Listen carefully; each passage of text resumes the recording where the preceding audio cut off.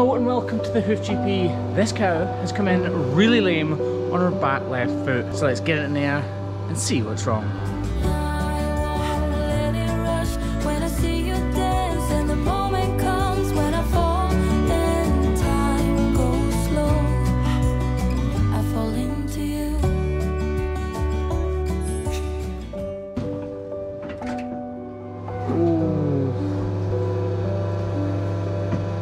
That does not look good. It's most likely this cow is going to have an ulcer due to poor foot angle and overgrowth, which is putting excess pressure on the flexor tuberosity, the little bony bit on the back of the pedal bone.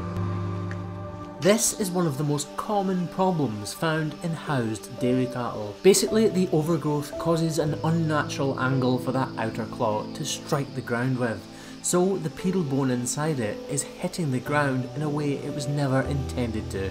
This causes bruising, and bruising eventually causes a full-blown ulcer, although this is a very extreme case.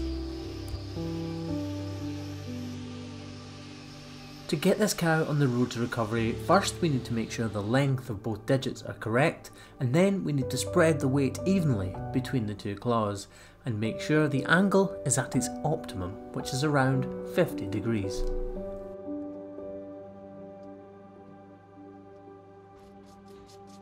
Try to remember that even before we touch the foot, there was already blood emanating from the area, which means even me touching it or brushing past it with a knife is liable to cause further bleeding.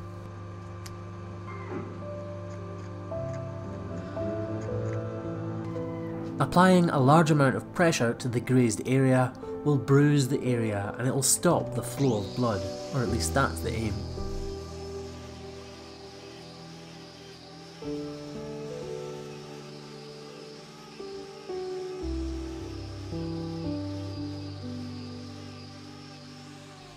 Once I'm absolutely certain I won't be able to remove this cow's pain through trimming alone, I apply a block, and this time we're using boning blocks, which is a very first for me, and to be honest, they look great.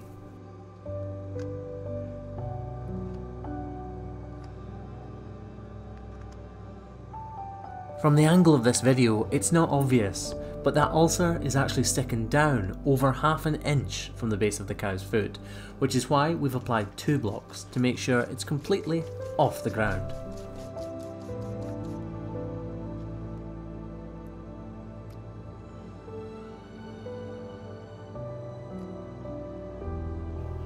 There's no denying this is a very messy looking trim, but it is absolutely crucial that we manage to thin out the edges or the margins round about the ulcer if we're ever to truly heal her, and that takes precedence over grazing or causing any more blood loss. Now this is exactly what you would describe as a huge ulcer. Look at that sticking out of her foot. Just being around it, just touching it in any way is making it bleed, because at the end of the day, that is live, raw tissue sticking out of her foot. So we're going to wrap this up with salicylic acid to try and shrink that up and revisit her in 4 weeks' time. From this angle you can really see the ulcer protruding down through her hoof horn.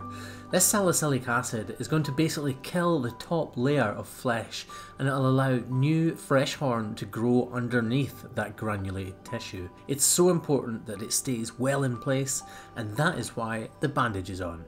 This is her second foot, and unfortunately, it looks like it could be even worse than the first. Quick intermission to show you my hand. This is what it looked like last week, and this is what it's looking like today. Doesn't look too bad at all, does it? It's only a bit painful. But back to the cow's injuries. As you can see, this is very similar to the first foot, so the procedure is going to be exactly the same, but in the reverse.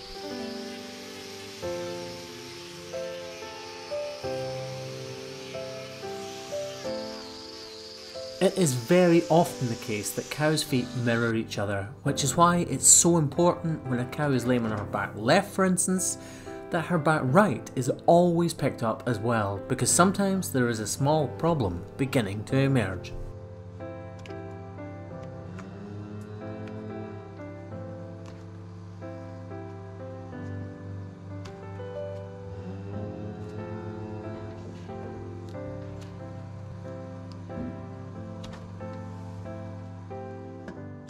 When I saw this cow walking up the race and grabbed my camera, I genuinely believed she was only lame on her back left foot. Just like you or I, if we have one foot that is more sore than the other foot, we would avoid putting all of the pressure on the sore one, and that is what's happened with this cow.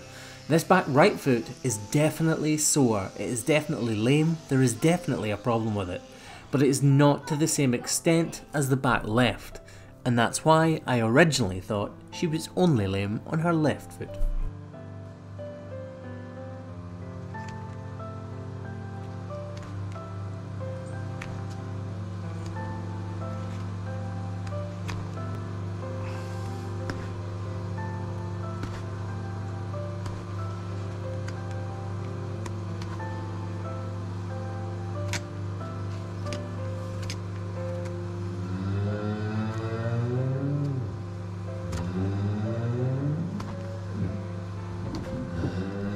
Just like with the first foot, I need to thin out the margins around about the ulcer as much as possible so that that horn can flex rather than dig into the protruding skin.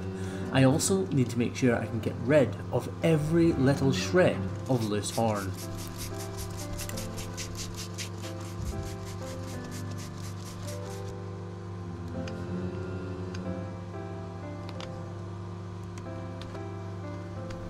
This may sound like a very strange thing to say, but this is a very good day in this cow's life. Imagine walking along with those two ulcers sticking out the bottom of your feet and not being able to divert the pain away in any way.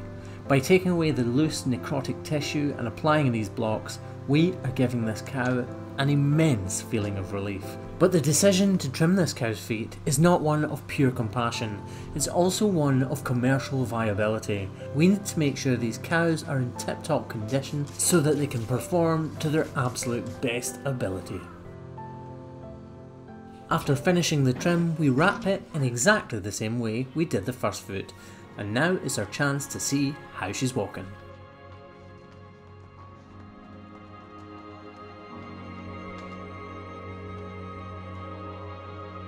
And hopefully in a couple of weeks she'll end up like this cow here did. If we look at her history, she was trimmed on the 13th of the 1st 2021 and she had a score 3 lesion on her front right foot and she had a block applied. And now look at the difference. Obviously I don't have a before picture of this, but you can tell straight away from the foot just how bad it must have been. This yellow part here is discoloured because the white blood cells have rushed to the area to reform the horn and heal the lesion. And this block will stay in place to make sure this regrows to the proper height. This cow is very glad she visited the nail salon 2 weeks ago. Hit the subscribe button right now and you can follow us as we revisit this cow in 4 weeks time. But for now guys, thanks for watching. Catch you later.